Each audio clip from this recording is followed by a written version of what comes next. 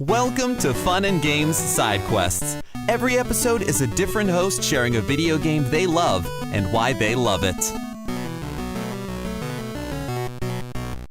Hello, Fun and Games podcast. My name's Morgan Truder, and I am here to ramble about a game I love called Football Manager, or in particular, Football Manager 2022. If you don't know who I am, I'm a freelance journalist based in the UK, as you can probably tell already by the way I sound. And yeah, I've played Football Manager, or FM, for a very, very long time now. It's one of my favourite games. I pick it up every year, even on the bad years, which FM23 sadly was. And if you don't know too much about the game, or you're unfamiliar, it first came out in the early 90s as Championship Manager. Then it had a rebrand due to licensing issues in the noughties. I believe there was a US iteration of the game that was released in the noughties as well, which was called Soccer Manager. However, now it's just Football Manager across the board. The reason why I've chosen FM22 is there's no real reason in terms of gameplay or anything like that. They are iterative, like most sports games are, so they do just always build on what came before.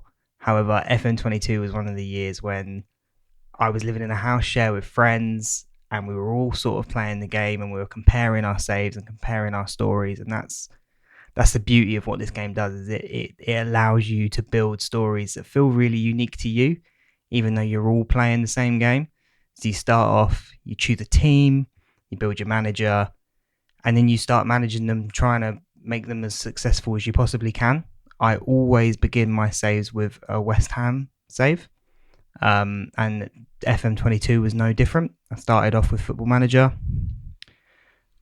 fired it up, chose West Ham United as I always do, and then this year in particular was pretty special because our long-term captain was retiring. His name's Mark Noble. He's now still part of the club in the backroom staff.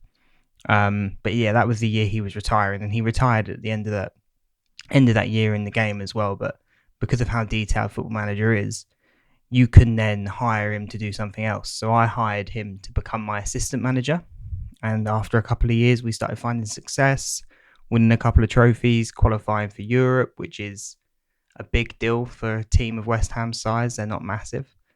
And then about 2 or 3 seasons into our partnership together, so I'd be 4 or 5 years into the save at this point, he got offered a full-time job managing a different club in the Premier League called Norwich, and he left, and I tried to make him stay, but I couldn't, and that was that. And you can check your relationships in the game, and when he left, our relationship was really, really good. It was positive. I can't remember the exact wording it uses, but it was green, and it was, we were friends. He goes to Norwich. In his first season, he wins a trophy with Norwich, which is unbelievable. You would never expect something like that. And then he continues having success with Norwich, which was wild. And he was playing a very basic system, very basic formation, using a lot of sort of underrated players, I would say. Players that you wouldn't expect to be doing so well, but he was getting the best out of them. And then he got offered the Man United job, which are one of the best sides in England historically, not so much in recent years, but they've still got a lot of money, and especially in the game, they've got a lot of money. So you can make them into a bit of a force. And within maybe a year of being in charge of them, he just turned them into these undefeatable, like a juggernaut of a side. They couldn't be beaten by anyone. It didn't matter what tournament they were playing in, they would win. And it got to the point where our relationship, which started off being really friendly, and I'd given him his break in the sport, got to the point where our friendship had cracked and fractured, and now we had a full-on rivalry. Because I couldn't beat him with the resources I had at West Ham, I ended up moving to Manchester City, which isn't something I would traditionally do on one of these sorts of games, and trying to take him down. And I think that's what I love so much, in particular about that year, and that iteration of the game. But also, it's the stories it gives us as people who, I was never very good at football, and I've not got the biggest tactical brain. I was never going to go pro by any means. I write about games now as kind of where my the direction I was always going to go in. However, I can sit down and just play FM whenever I want, and it gives me these stories that are completely unique to my save, And if you want to save to last like 100 years, you can.